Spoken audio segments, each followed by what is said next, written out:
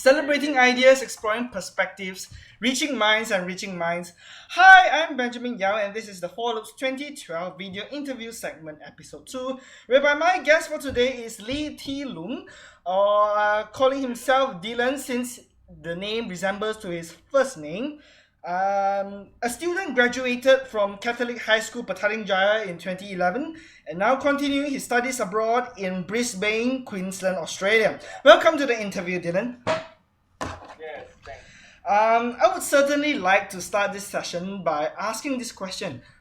Why migrate?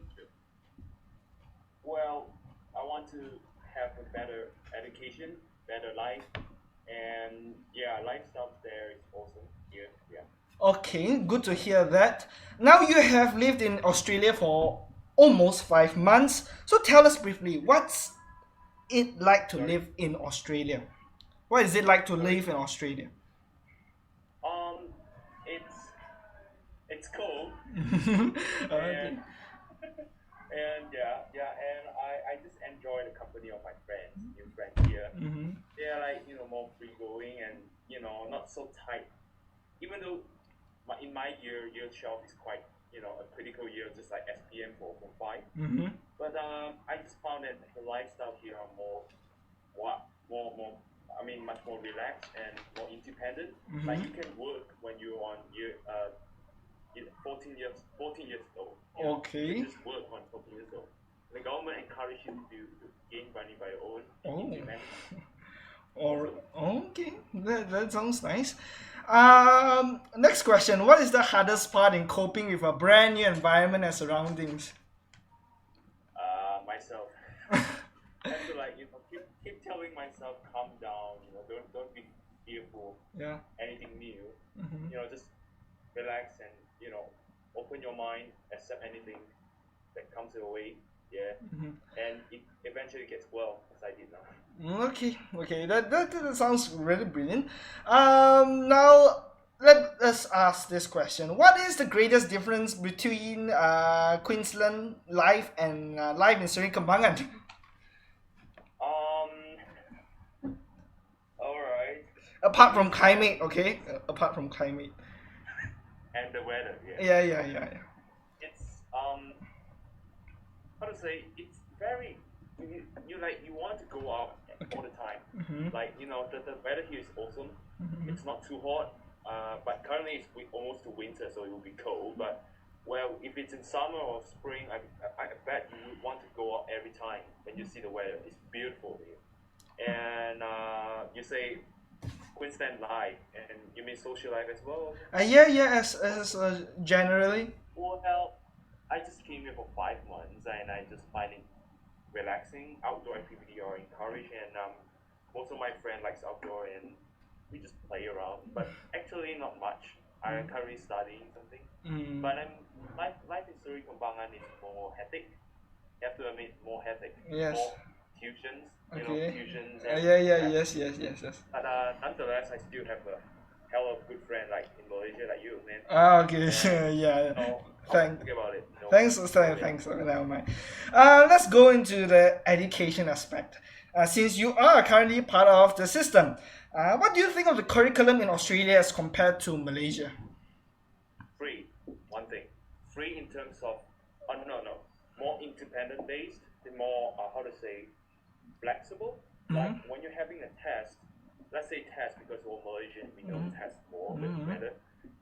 We won't just, it's flexible. It's not like you miss the test, you're done for.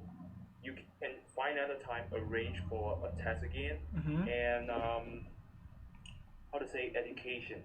Apart from it, the way they teach is more friendly. I mean, not that some teachers may be very strict, but their system more encourage you to think and more assignment based.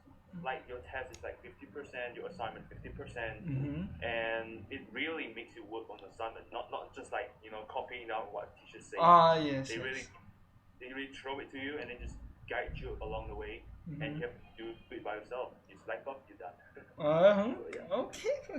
Okay. So now I'm informed from your Facebook timeline that you are currently studying in Rancon State High School. And whereby, according to Wikipedia, students are sorted into pastoral care groups. Would you mind explaining about that? Because this sounds a bit rare in Malaysia.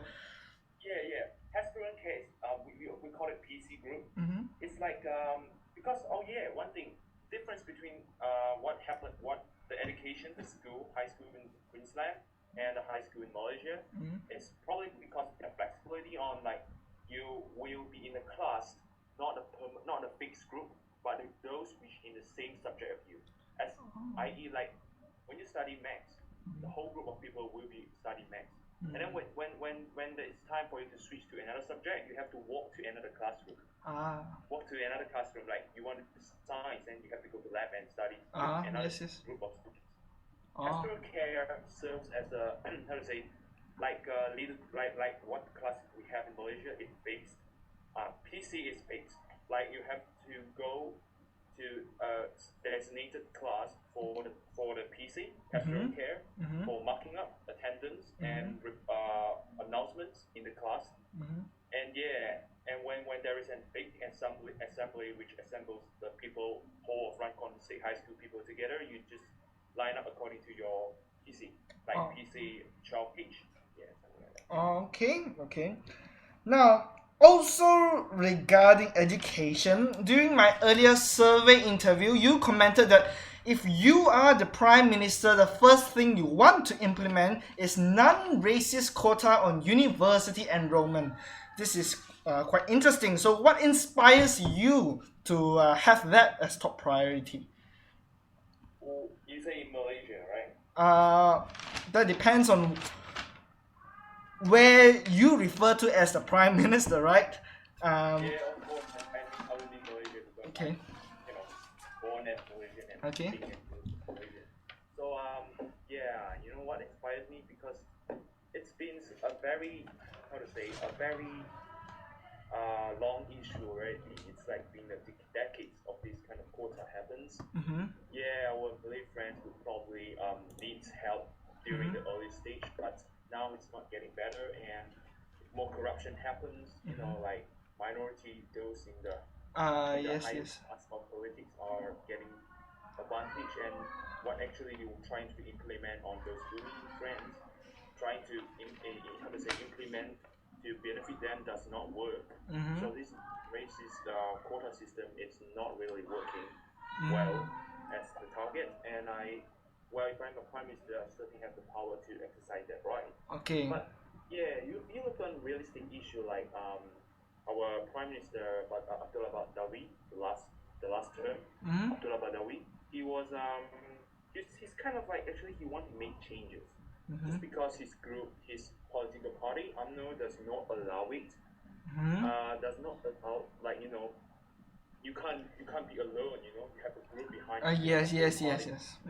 And yeah, that makes him get down and replaced by Prime Minister Abdul Najib. Okay, brilliant. Now let's change the topic a bit. As a Malaysian, especially one that is rather enthusiastic when it comes to Malaysia's current affairs and latest ongoings, which I can safely assume that you are aware of the Birthday 3.0 sit-in gathering on 28th of April. So, was there a sit-in gathering in Brisbane? I've heard of it. I met a Malaysian friend in my school. He was actually in Malaysia what called Form 3, but he's a year below me, so he's kind of fast. And he told me about birthday gathering in Brisbane. I was like, oh my gosh, we even have a birthday in Brisbane. Actually, before that, I don't know about Brisbane 3.0. I was so shocked to see that Brisbane 3.0 happens so well, apparently, from the news. And there is a Brisbane gathering. I'm not at the present. I just read from the mail, and regrettably I can't join it. But during the gathering in Brisbane, it's actually raining.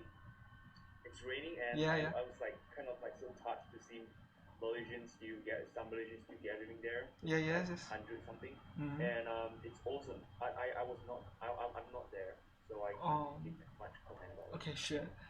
Now, what is your take on these basic events? Do you think it is fair to make out all of these demands, and more importantly, to take these demands to the streets? Well, taking demands to the street can say it's the first stage because what it all comes down is to the people of Malaysia. It's to the citizens. And if the citizen doesn't support your campaign won't work.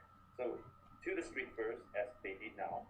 But it's important to implement it on the policy. But as you know, many bureaucratic matters, many bureaucratic problems and corruptions and anything, it will be like a decades and decades thing to go on to make it really work.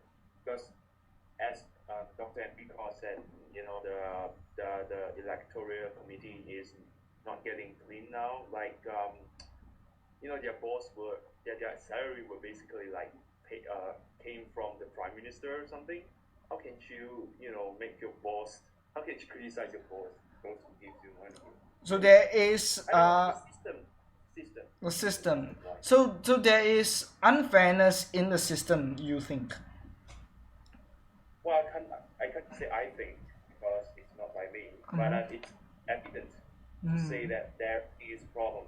Not only in this electoral committee, also in the police force, which is like, you know, we got three structure: jurisdiction, politics, bureaucratics, and A judiciary, executive, and also the legislative, right? Okay. Yes. Before we end this session, I would certainly like to ask, what do you miss the most about Malaysia since migrated to Australia 5 months ago? I was so lucky to have mom after the whole family here. My mom was like literally cooking all the Chinese food every night, and you won't lack of anything Asian here. It's a lot of Asian food, I can tell you. Well, not as much as Melbourne, but it's a lot. And what I miss most, well, I can't really think of it. I'm having Malaysian food every night. True.